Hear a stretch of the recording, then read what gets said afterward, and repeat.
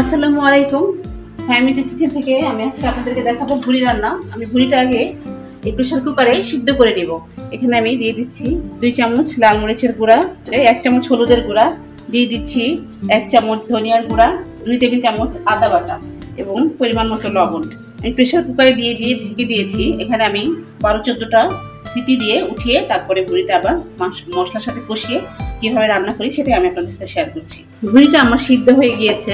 এখন আমি সমস্ত মশলা দিয়ে কষিয়ে তারপরে ভুড়িটা রান্না করব। চুলে আমি একটা হাঁড়ি বসিয়ে নিয়েছি। এখানে দিয়ে দিচ্ছি আমি সামান্য পরিমাণে তেল। তেলটা গরম হয়ে গেছে। এখানে আমি দিয়ে দিচ্ছি কিছু গরম মশলা।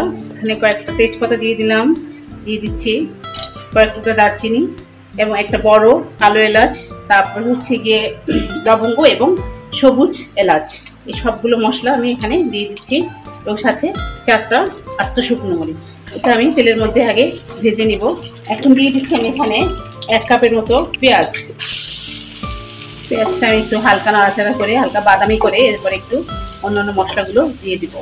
2 চা চামচ আদা রসুন বাটা, 1 চামচ লাল মরিচের গুঁড়া, 1 চামচ হলুদের গুঁড়া, 1 চামচ জিরার গুঁড়া, দিয়ে দিচ্ছি একটু পানি মশলাটা কষানোর জন্য।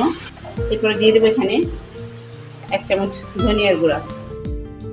সবগুলো মশলা আমি হালকা একটু পানি দিয়ে ভালো মতো আগে কষিয়ে নিব। তারপরে আমি ভুড়িটা এই মশলার মধ্যে দিয়ে কষিয়ে তারপরে একটু হালকা ঝোল দিব। অল্প একটু পানি দিলাম আমি মশলাটা কষানোর জন্য। এবং এখানে দিয়ে দিচ্ছি আমি 1 চামচ জিরা বাটা। কাঁচা জিরা আমি বেটে রেখেছিলাম, সেই জিরা বাটাটা দিয়ে দিচ্ছি। 1 চা চামচ 5 ফোড়নের বাটা। আমি সবগুলো মশলা একসাথে মিক্সড করে নিলাম। এখন আমি এর মধ্যে দিয়ে দিব ভুড়িটা। যখন সিদ্ধ করেছিলাম প্রেসার কুকারে তখন লবণ দিয়ে দিয়েছিলাম। এখন আবার অল্প একটু লবণ দিয়ে দিলাম মশলার সাথে কষানোর জন্য। এখন আমি ভুড়িটা এর মধ্যে ঢেলে দিব।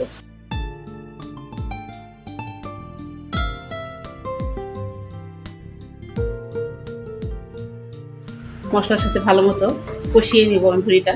আমি এখানে প্রেসার কুকারে প্রায় 15টার মতো সিটি দিয়েছি যাতে ভুড়িটা নরম হয়ে যায়। এতে আপনার সময়ও বাঁচবে এবং ভুড়িটাও খুব সুন্দরভাবে নরম হবে এবং খেতেও খুবই সুস্বাদু হবে। আমি এখন অল্প আঁচে ঢেকে রান্না করব। অল্প একটু পানি দিয়ে দিব এর মধ্যে। এই পানিতেই ভুড়িটা সিদ্ধ হয়ে যাবে। আমি এখন ঢেকে লো আঁচে রান্না করব। 5 মিনিট পরে আমি ফিরে এসে আবার একটু নেড়ে চেড়ে দিব।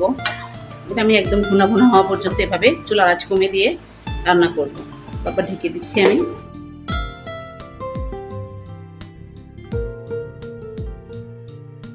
দেখেন আমার ভুড়িটা প্রায় হয়ে এসেছে। কয়েকটা কাঁচামরিচ দিয়ে দিলাম।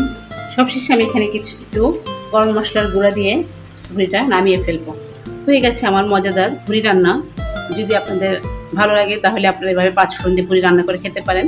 আর আমার রান্না যদি ভালো লাগে তাহলে অবশ্যই একটা লাইক এবং শেয়ার আপনারা দিবেন এবং আমার চ্যানেলকে সাবস্ক্রাইব করে আমার পাশেই থাকবেন। এতক্ষণ আমার সাথে থাকার জন্য আপনাদেরকে অনেক ধন্যবাদ। আসসালামু আলাইকুম।